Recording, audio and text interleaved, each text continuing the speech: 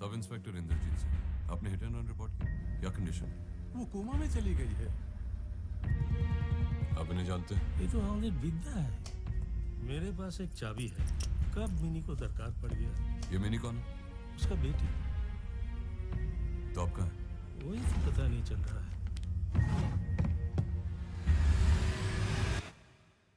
जिनके वांटेड के पोस्टर पूरे शहर में लगे हुए, पुलिस पूरी शिद्दत से उन्हें ढूंढ रही है और साथ ही साथ उन्हें पकड़ना मुश्किल ही नहीं, बहुत ज्यादा नामुमकिन सा होता जा रहा था। लेकिन हमने दुर्गा रानी सिंह को पकड़ लिया और उस वक्त वो हमारे साथ है। दुर्गा, बहुत छुप रही थी आप, लेकिन फाइनली आप पकड़ी गई। मैं पकड़ी नहीं गई, मैं खुद यहाँ आई हूँ क्योंकि वो सब इंस्पेक्टर इंदर जो है मेरे पीछे पड़े हैं, मुझ पे आरोप लगा है कि मैंने किसी का मर्डर और अपहरण किया है। पर मेरा चेहरा देख के आपको लगता है कि मैं ऐसा कुछ कर सकती हूँ? बिल्कुल नहीं, और फिल्म में भी ऐसा ही कुछ लग रहा है और देख के हम लोग बड़े कंफ्यूज है कि क्या ये चेहरा कुछ ऐसा कर सकता है। बहुत कुछ ऐसा चलने वाला है। तो किडनैपिंग के बाद कितने बच्चों की किडनैपिंग आपने की, कुछ ऐसा सुनने मिल रहा है? और पैसे वैसे नोट क्या 500 या 1000 के कौन से नोट लिए आपने किडनैपिंग के लिए? ये बड़ा अच्छा सवाल किया आपने। पहले सवाल का तो जवाब मैं दे नहीं सकती। हाँ, क्योंकि उसका जवाब आपको 2 दिसंबर को तभी मिलेगा जब आप टिकट खरीद के थिएटर में जाएंगे। पर 500 और 1000 के नोट मेरे पास नहीं है।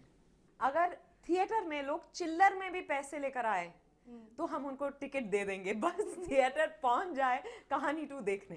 अच्छा, आप ऐसी फिल्में, मतलब कहानी, हमारी अधूरी कहानी, कहानी फर्स्ट, कहानी का पूरा कॉपीराइट आपने ले लिया है, बाकी लोगों को कहानी कहाँ से मिलेगी? मैंने एक शो पे कहा था कि मेरे पल्ले तो सिर्फ कहानियां पड़ती है, बाकी तो किस्से बनाते हैं। ये मजाक है महज। लेकिन फिर भी आपने जो ये ट्रेंड सेट कर दिया है वो बहुत अलग है, क्योंकि किसी हीरोइन को हम लोग ऐसे नहीं देखते कि विद्या के लिए कहानी लिखी जाती है। ये अपने आप में बहुत बड़ी चीज है, क्योंकि अमिताभ बच्चन के लिए कहानी लिख के फिर हम उन्हें साइन कर लेते हैं, लेकिन अब विद्या के लिए कहानी लिखी जा रही है। और ऐसी भी चर्चा, अब लोग खान बोलते हैं आपको, इंडस्ट्री के खान है गॉड। मैं बालन हूँ और बहुत खुश हूँ। पर पिछले 7-8 सालों में जिस तरह की फिल्में मैं करने लगी, उसके वजह से और उन फिल्मों के चलने के वजह से आई थिंक ज़्यादा प्रोड्यूसर्स, डायरेक्टर्स, राइटर्स में ये कॉन्फिडेंस आने लगा कि अच्छा, हम अगर महिला प्रधान फिल्में बनाते हैं तो एक एक्टर है जो इस फिल्म का हिस्सा बनने को तैयार होगी, अगर उनको स्क्रिप्ट अच्छी लगी तो उस वजह से आई थिंक लोग ऐसा कहते हैं। पर मैं मानती हूँ कि हमारे इर्द गिर्द जो है समाज बदल रहा है।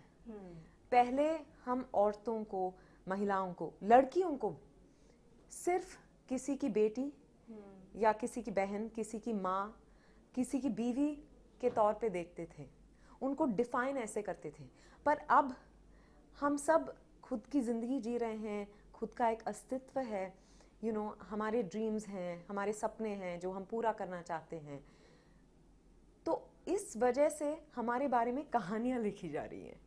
तो हम सिर्फ इसीलिए फिल्मों में भी हम सिर्फ सपोर्टिंग रोल्स नहीं कर रहे हैं, क्योंकि निजी जिंदगी में भी अब सिर्फ सपोर्टिंग रोल नहीं रहा हमारा। यही वजह है, क्योंकि डर्टी पिक्चर करने के बाद ज्यादातर मुझे लगता है कि अगर आपने एक बार ऐसी फिल्म की तो आप सेट हो गए, फिर आपको वैसे ही फिल्मों के ऑफर मिलेंगे, लेकिन आपको डिफरेंट रोल मिले।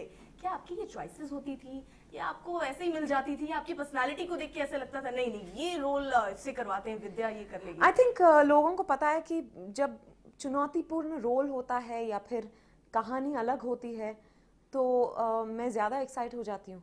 अगर मुझे अच्छा लगा तो मैं इवन इफ इट्स अनकन्वेंशनल मैं कर जाती हूँ। तो इस वजह से, और जब वो फिल्में चली, जैसे मैंने इश्किया की या नो वन किल्ड जेसिका की, तब ये दौर शुरू हो रहा था।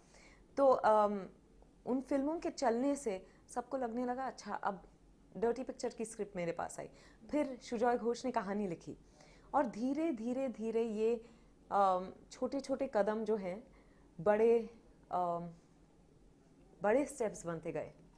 तो आई थिंक मैं इस तरह की फिल्में पसंद करती हूँ और इस तरह की फिल्में मेरे पास आती हैं। It's a two way street. बहुत परेशान किया आपने और वो काफी खफा भी थे आपसे। हाँ, वो तो सुजॉय और मैं एक दूसरे से बहुत खफा होते रहते हैं, ये कोई नई बात नहीं है।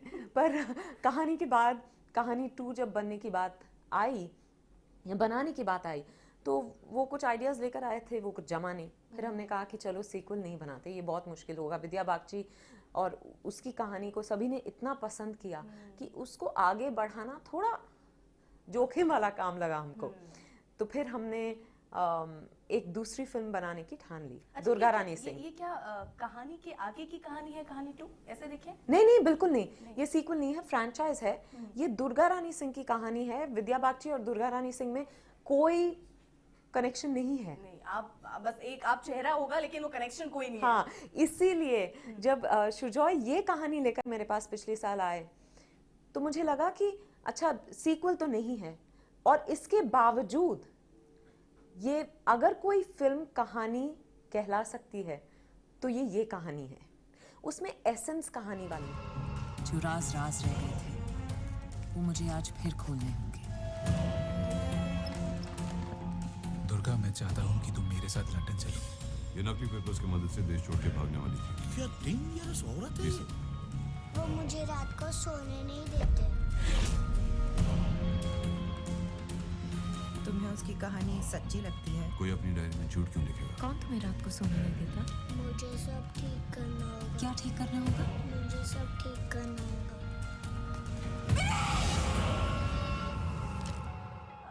बहुत सारे किरदार हैं, आपका किरदार, अर्जुन का किरदार, और बहुत अहम किरदार है। एक किरदार डायरी का भी है। हाँ। बताइए इसके बारे में। नहीं तो अभी उसमें फिर कोमा में चले जाओगे। हाँ। नहीं, डायरी का बहुत अहम किरदार है इस फिल्म में, क्योंकि जैसे आपने देखा कि सब इंस्पेक्टर इंदर को मेरी कहानी डायरी से पता लगती है, पर एक वक्त के बाद डायरी के पन्ने खाली होते हैं। और वो डायरी किसकी होती है? 2 दिसंबर को पता चला। हाँ। अब आपने, ठीक है, आपने बहुत सारे ऐसे रोल किए, अभी हमने सुन लिया किडनैपिंग और ये और वांटेड के पोस्टर, लेकिन एक अच्छी वाली विद्या भी इसके पीछे छुपी हुई है, क्योंकि जहाँ सोच है वहाँ शौचालय। तो आपको क्या लगता है कि जो ये सोच आपने डेवलप किया जब आप स्वच्छता अभियान के साथ जुड़े, कुछ बदलाव समाज में महसूस किया आपने उस डायरेक्शन में? ऑफ कोर्स देखने को मिल रहा है। धीरे धीरे चेंजेस हो रहे हैं, क्योंकि लोगों के सोच को बदलने में ज्यादा वक्त लगता है। एक बार सोच बदल लें तो फिर सब कुछ भी नामुमकिन नहीं है। आपको जब आप ये कर रहे थे, आपको ये कॉन्सेप्ट पता चला, तो आपको ये जानकर बुरा सा नहीं लगा कि हम किस भारत में रहते हैं जहाँ शौचालय नहीं, ये तो हम इस और हमें उसके लिए लोगों को प्रमोट करना पड़ रहा है कि आप शौचालय बनवाओ? नहीं, पर हम इस फैक्ट से वाकिफ हैं, और यहाँ इलिटरेसी बहुत ज्यादा है। तो इस वजह से लोगों की धारणाएं जो हैं बहुत पुरानी हैं, कहीं अटक गई है। तो उस वजह से उसको बदलने में अगर हम लोग कोशिश नहीं करेंगे, हम जो अपने आप को जागरूक मानते हैं, अगर हम भी इससे मुकर जाए और कहे कि अरे ये मुद्दा क्या है, मैं इससे नहीं जुड़ना चाहती या नहीं जुड़ना चाहता, तो फिर हम बदलाव कभी नहीं देख पाएंगे। और आपने जो ऐड लोग नॉर्मली ऐड कर देते हैं, कुछ भी करके वो चले जाते हैं, जिसमें बाद में वो कहते हैं ये खरीद लेना, वो खरीद लेना, आप वो भी मैं करती हूँ। आप वो भी करते हो, लेकिन उसके पीछे मैसेज क्यों होता है? मतलब हर बार जो आप करते हो, चाहे आप ये स्वच्छता अभियान से जुड़े, आप किसी हेयर ऑयल के साथ भी जुड़े, उसके साथ भी आप हमेशा ये कुछ ना कुछ मैसेज आपका जरूर रहता है समाज के। I don't know, I think क्योंकि मैं अपने आप को एक बहुत प्रिविलेज पोजीशन में पाती हूँ, और मुझे लगता है कि अगर किसी आम इंसान के कहने से लोग बात नहीं मान रहे, अगर 4 लोग और मेरे कहने से कुछ मानने वाले हैं, और या फिर एटलीस्ट मेरी बात सुनते हैं, तो मुझे अपनी आवाज़ इस्तेमाल करनी होगी। अच्छा, अभी जो सुप्रीम कोर्ट का आदेश आया है कि अब आपको फिल्म से पहले हाँ, राष्ट्रगान होगा, सबको खड़े होना होगा। महाराष्ट्र में तो था ही। हाँ, वही मैं कह रही हूँ, तो मैं चौंक गई आज, क्योंकि हम तो कब से करते आ रहे हैं। महाराष्ट्र में तो मुंबई में हर फिल्म के पहले नेशनल एंथम बजता है और हम सब खड़े हो जाते हैं। तो हमारे लिए कोई नई चीज नहीं है। जब भी आप राष्ट्रगान सुने तो आप खड़े होंगे। मैं तो घर में भी खड़ी हो जाती हूँ। कभी कभी चिढ़ाने मेरे दोस्त ऐसे ही गाने लग जाते हैं, फिर मैं तैनात हो जाती हूँ। अच्छा, नोटबंदी पर अगर मैं स्ट्रेट क्वेश्चन पूछूं, आपका स्टैंड क्या है? आप उसको कैसे देखते हो? सरकार का ये फैसला कैसा लग रहा है? मैं सबसे यही कहती रहती हूँ कि ये जरूरी नहीं कि मेरा कोई ओपिनियन हो, क्योंकि मैं एक्टर हूँ। मेरी समझ नहीं है इस मुद्दे पर, तो मैं कुछ भी कहने से थोड़ी कतराती हूँ। पर मैंने लोगों से पूछा है कि इसका मतलब क्या है, और सब कह रहे हैं कि बहुत अच्छा कदम है ये, तो अच्छा कदम ही होगा। हाँ, दिक्कतें हो रही हैं लोगों को, पर आई थिंक कोई भी जब चेंज होता है तो थोड़ा सा हाँ रेजिस्टेंस, थोड़ी डिस्टर्बेंस वो तो होती है। अच्छा, आम जनता तो हमने देखी होगी जिम के बाहर कतार लगा के खड़े, लेकिन लोग बोलते हैं खास को कोई दिक्कत नहीं हो रही। आप खास हो, आपको कोई दिक्कत हुई? दिक्कत इसीलिए नहीं हुई क्योंकि मैं प्रमोशन करती आ रही हूँ और प्रोड्यूसर सब संभाल लेते। चलिए विद्या, बहुत अच्छा लगा आपसे बात करके, थैंक यू सो मच। और Thank हम you. उम्मीद कर रहे हैं 2 दिसंबर को लोग पहुंचेंगे, फिल्म देखेंगे। आप अपने अंदाज में एक बार फिर से बोल दीजिए, वो बहुत ही अच्छा अंदाज है आपका। कहानी 2 दिसंबर 2। 2 days to go for Kahani 2 on December 2. Please go in twos. Thank you. Thank you.